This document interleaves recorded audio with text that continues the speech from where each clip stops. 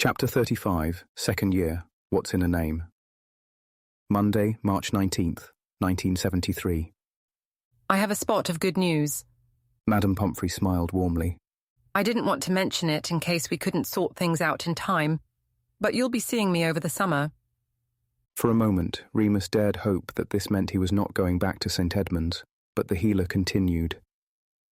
Mrs. Orwell, your matron at the children's home, has kindly permitted me to apparate onto the grounds at dawn, following both full moons this summer. She smiled widely. Ah, well. It was better than nothing. He smiled back weakly. Great.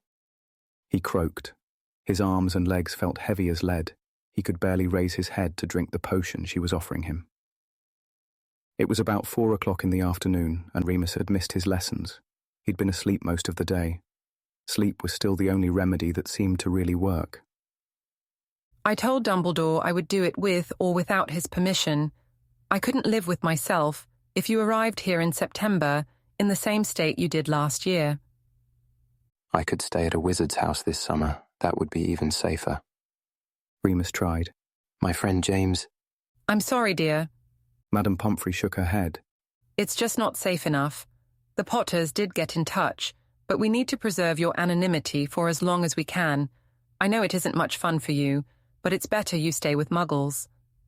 Remus closed his eyes and took a deep breath. It would only be 2 months, and the summer was still ages away. Stay positive, stay positive. A sudden clattering noise at the end of the ward jerked Remus out of his meditative chant. Madam Pomfrey frowned and turned to look around Remus's bed curtain. Mr. Pettigrew, she shouted. What do you think you are doing? Sorry, Madam Pomfrey. We were just...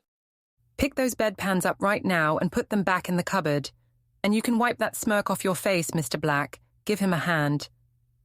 Hiya, Remus. James peeked around the curtain. Sorry about all the noise. Remus grinned, trying to sit up. It's okay. Lie down. Madam Pomfrey chastised. You've had 3 broken bones, you silly boy. I'm feeling much better. Mr. Pettigrew, what did I say? Madam Pomfrey disappeared, looking very cross. James slumped into the chair beside Remus's bed. Ready to go? He asked, casually. Remus could always count on James not to treat him like an invalid. If she'll let me. Remus nodded to the curtain Pomfrey had vanished behind. How was the match? Smashed it. James nodded enthusiastically, dropping the snitch into Remus's lap. He ran his fingers through his hair as if to regain that feeling of having just touched down. Made one of the Ravenclaw beaters cry. How nice. How was, your night? Fine. Remus replied dryly, twisting his mouth. They didn't often talk about the full moons, and Remus was pretty glad about that. He didn't like the idea of them knowing too much. Pain was a personal thing. 3 broken bones, did she say? Yeah. All fixed now, though. She's amazing. Only takes 1 spell. Muggles have to wear plaster casts for weeks and weeks.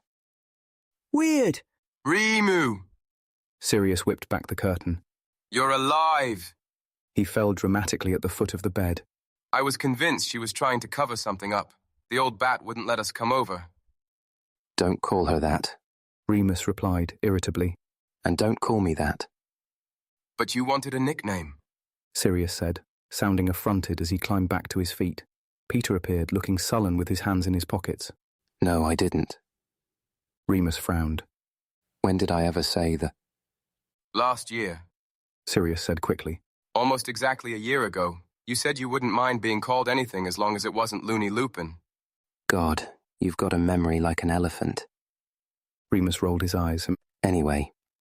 He lowered his voice, in case Madam Pomfrey was lurking nearby. The whole point of having a nickname was so no one knew who wrote the map. I don't think Remus is going to fool anyone.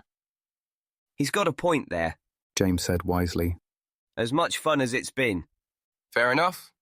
Sirius heaved a sigh. But can we call you Remus until we come up with something better? No. Boring.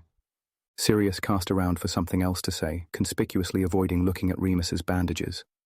So, are we getting out of here, or shall I settle down for a rousing game of Snap? He's not going anywhere.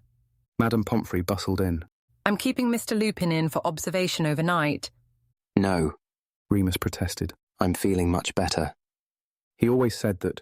It wasn't usually true, but he knew he would start to feel better eventually, and it didn't much matter whether he was in the hospital wing or not.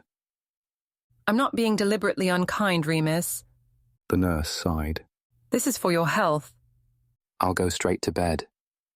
We'll look after him, James said, earnestly, standing up. Remus waited to see if that worked. James was good with grown-ups, especially witches. He'd even been known to soften McGonagall once or twice, though that might have been more to do with his Quidditch skills. Madam Pomfrey was unmoved.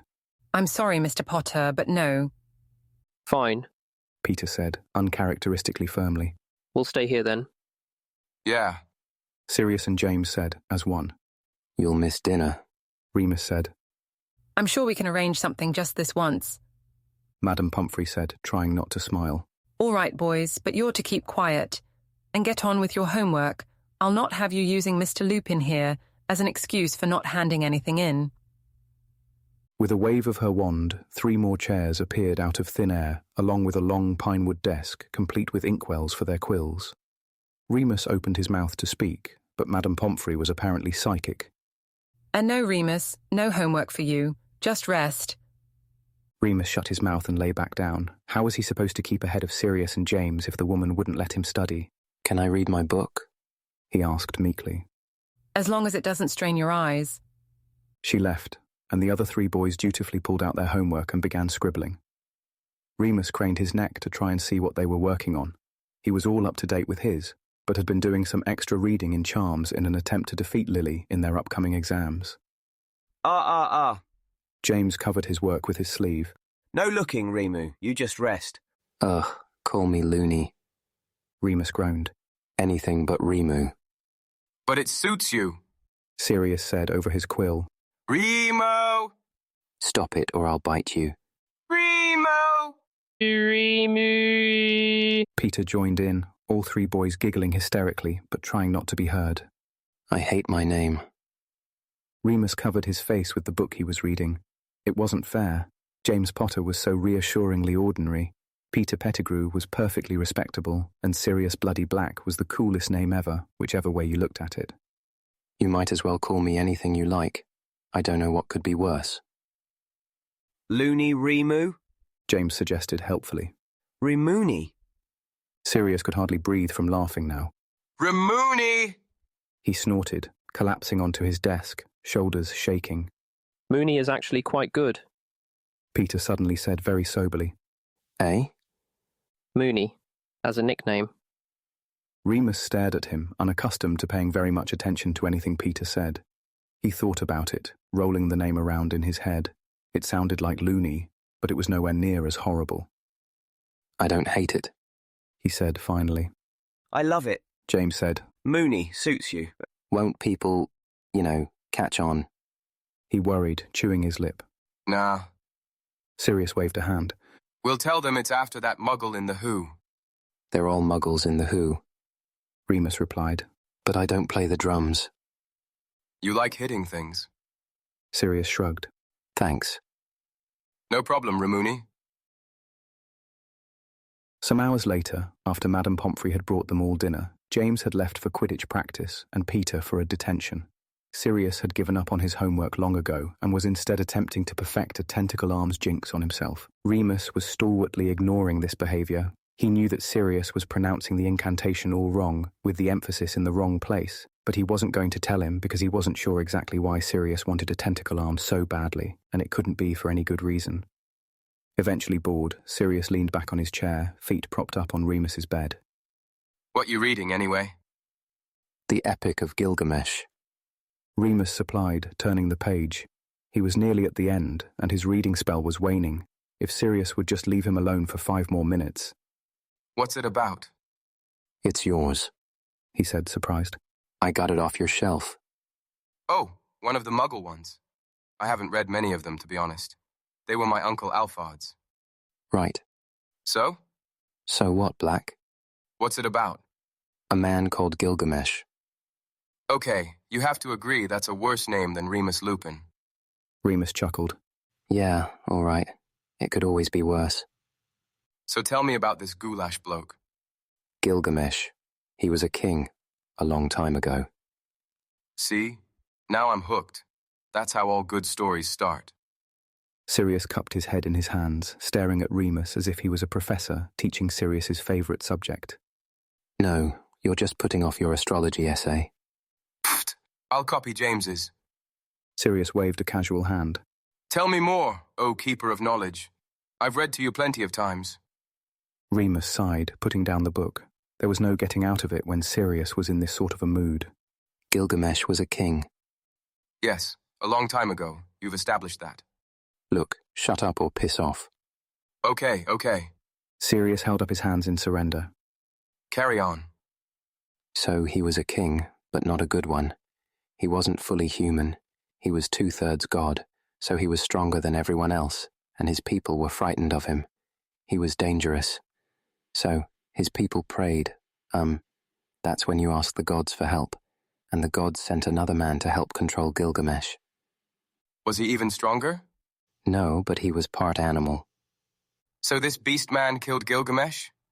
Number.